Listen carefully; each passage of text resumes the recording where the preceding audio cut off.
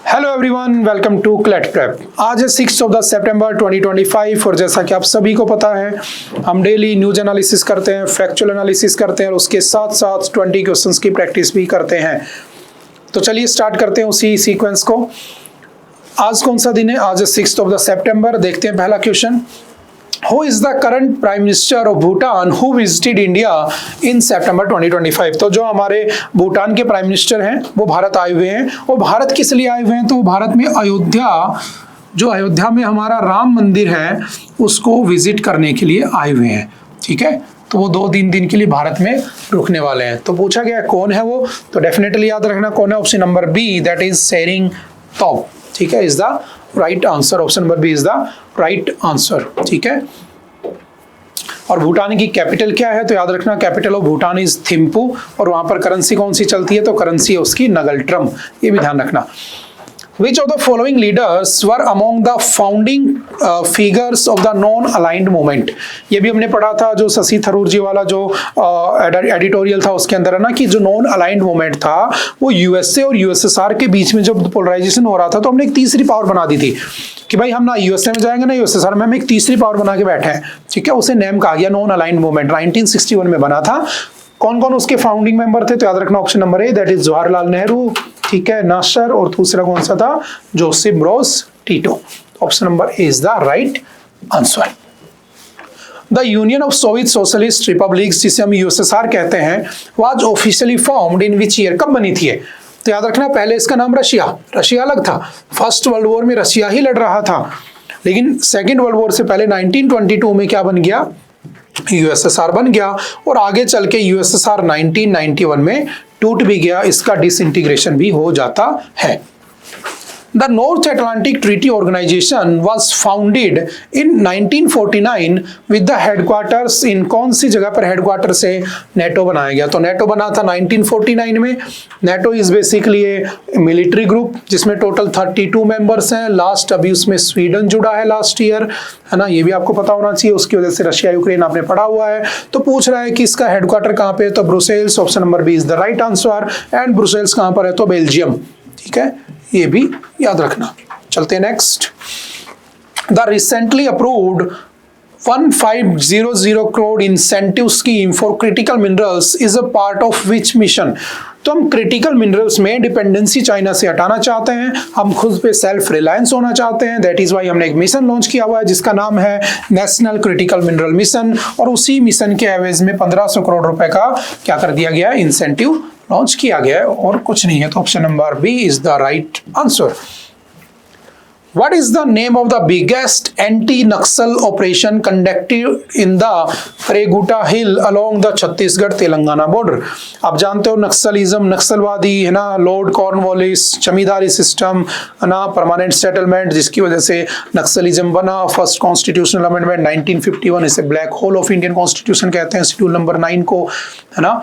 उन सबसे नक्सलिज्म भारत में आया। अब नक्सलवादियों को मारने के लिए एक ऑपरेशन लॉन्च किया गया जिसका नाम है ऑपरेशन ब्लैक फॉरेस्ट।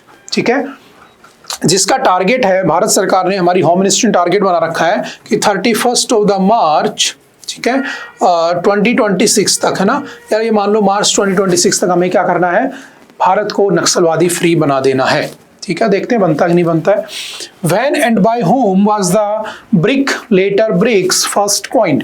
किसने सबसे पहले जो नाम था ब्रिक्स वो दिया था? तो याद रखना 2001 में दिया गया था इकोनॉमिस्ट गोल्डमैन सैक, इसके द्वारा इसको दिया गया था। ये फैक्ट भी याद रखना। हालांकि बना 2009 में था, पहली मीटिंग 2009 में हुई थी। ठीक है, उसके बाद 2010 में इसमें रशिया जुड़ गया, आपका साउथ अफ्रीका जुड़ गया, और ये ब्रिक्स के नाम से जाना गया। Where and when did the first BRICS summit took place? तो कहां पर होती है पहली? तो सिंपल याद रखना आपकी रशिया में। ठीक है, येकेटेरिनबर्ग 2009 में। तो option number B is the right answer, ये भी ध्यान रखना। Which of the following countries joined BRICS as full members in 2024 और early 2025? तो अभी किसने ज्वाइन किया है? तो याद रखना इनमें से कौन सा? इंडोनेशिया, जो लास्ट 10th मेंबर बना है। ये भी हमने पढ़ा था एडिटोरियल में, है ना। आज पूरा एडिटोरियली ब्रिक्स और इनके ऊपर घूम रहा था चारों तरफ, है ना। तो सिंपल सा याद रखना इंडोनेशिया उसमें 10th मेंबर के रूप में जुड़ा होता है। Where and when did the 17th BRICS Leaders Summit take place in 2025? कहाँ पर हुई है? तो याद रखना अभी हुई है रियो डी जेनेरियो जुलाई 6-7 2025 में। और अभी आज हमने पढ़ा था कि जो हमारे एक्सटर्नल अफेयर्स मिनिस्टर हैं, ठीक है, जयशंकर जी, है ना, वो क्या करने वाले हैं, उसकी वर्चुअल मीटिंग में पार्टिसिपेट कर रहे हैं, जो कि टैरिफ को लेकर एक मीटिंग की जा रही है ना, जो कि एक anti USA anti west group है ब्रिक्स का। चलते आगे। According to the finalized version of the coaching regulation bill passed in the September 2025, what is the minimum number of students required for a coaching center to seek registration? तो कम से कम 100 student होने चाहिए, 100 बच्चे होने चाहिए। हमने अच्छे से डिस्कस किया था क्या क्या उसमें प्रोविजंस है ना, क्या क्या उसमें पेनल्टीज हैं, ठीक है, तो वो अभी राजस्थान में इंप्लीमेंट की जाएंगी, जस्ट बिल है अभी, है ना। Which countries are members of the Quadrilateral Security Dialogue? जो क्वाड है उसमें कौन है? तो याद रखना क्वाड 2007 में बना था। इस बार क्वाड की समिट इंडिया में होनी है, लेकिन आपके जो ट्रम्प साहब है आएंगे नहीं आएंगे बाद की बातें हैं। तो सिंपल याद रखना इंडिया है, यूएसए है, जापान है, ऑस्ट्रेलिया है। Option number A is the right answer, ठीक है। कोई हेडक्वार्टर नहीं है, बारी बारी से मीटिंग होती रहती है।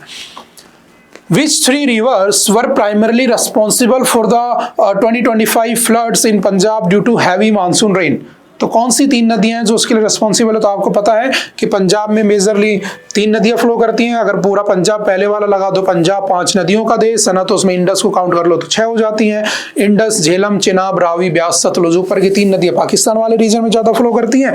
तो नीचे कौन सी है? नीचे वाली 3 नदियां कौन कौन सी? तो सिंपल याद रखना आपकी सतलुज, रावी और Beas. Option number B is the right answer. इनकी वजह से ज्यादा फ्लड आ रखी है वहां पे। As of early September 2025, how widespread was the flood impact in Indian Punjab? याद रखना इंडियन पंजाब की बात कर रहा है। In terms of affected district, village and people.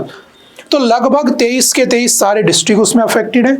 सारे लगभग 1900 जो विलेज हैं वो उसमें अफेक्टेड हैं, और लगभग 4 लाख के आसपास लोग उसमें अफेक्टेड हैं। ये भी ध्यान रखना। Option number B is the right answer. In India on which date is teachers' day celebrated every year? कब बनाया जाता है? तो 5 सितंबर, ठीक है। किसके नाम पर? तो डॉक्टर सर्वपल्ली राधाकृष्णन कौन थे? भारत के पहले वाइस प्रेसिडेंट ऑफ इंडिया, ठीक है। तो इनको भी ध्यान रखना है, और इन्हीं को पहला भारत रत्न भी मिला होता है। Under which article of the Indian Constitution is the governor designated as the chancellor of the state universities?